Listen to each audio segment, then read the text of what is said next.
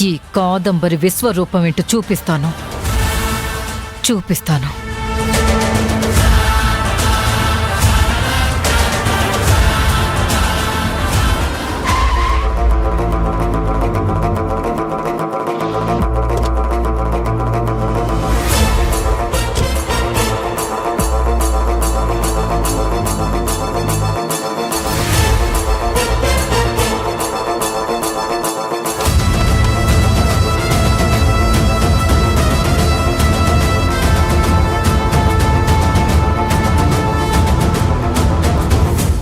నీలవేణి, నేను నీ భర్తగా చెప్తున్నాను, నువ్వు ఆ చైర్లోంచి లేవడానికి వీల్లేదు. కూర్చో.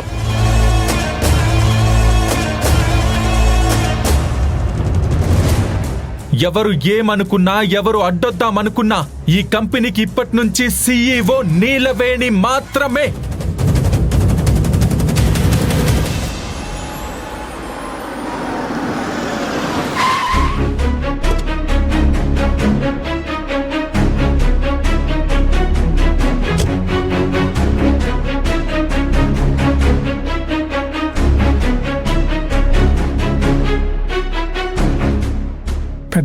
పెద్దయ్య గారు ఏంటి కుకుటేష్, ఏమైంది?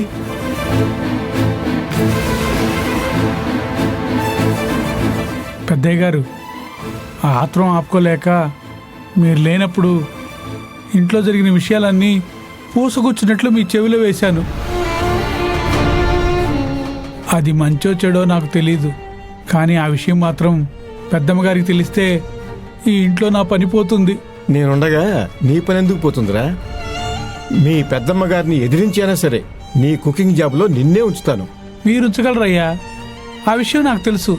ఒకవేళ పెద్దమ్మగారి కోపం ముందు మీరు కూడా నిలబడలేని పరిస్థితి వస్తే మహా అయితే నన్ను ఈ ఉద్యోగం నుంచి తీసేస్తారు. అది నాకు పెద్ద బాధ కాదయ్యా. అయితే ఇప్పుడు నువ్వేం చెప్పాలనుకుంటున్నావు?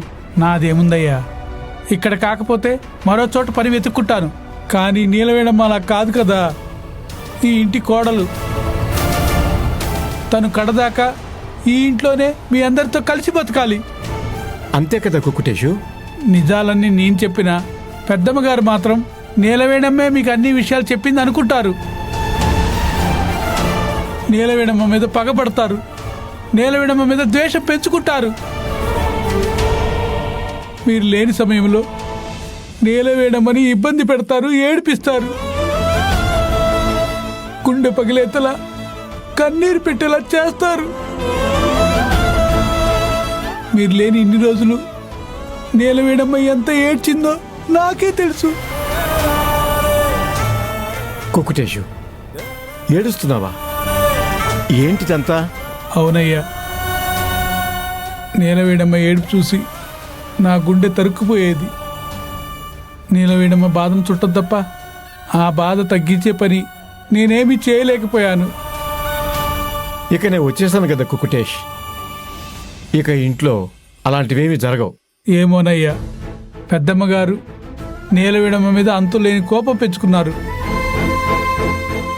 ఆ కోపం ప్రభావం వల్ల నీలవేణమ్మకి ఎప్పుడు ఎలాంటి సమస్య ఎదురవుతుందోనని నేను భయపడుతున్నాను. ఇక నుంచి నేను చూసుకుంటాలే కుకుటేష్, నువ్వు బాధపడకు. సరేనయ్యా, నా గురించి వదిలేయండి. కానీ మీరు లోపలికి వెళ్ళాక పెద్దమ్మగారు మిమ్మల్ని ఎన్ని మాటలైనా అనొచ్చు.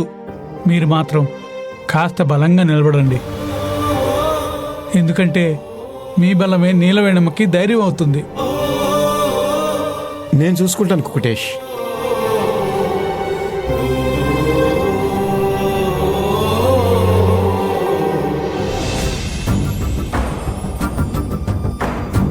ఆగండి. ఏంటి కాదంబరి?